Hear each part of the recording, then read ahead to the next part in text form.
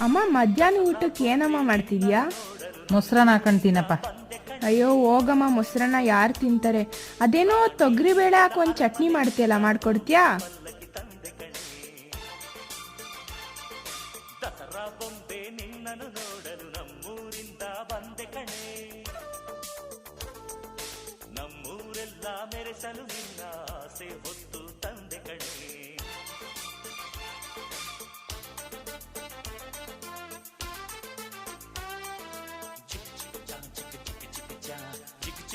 cha cha cha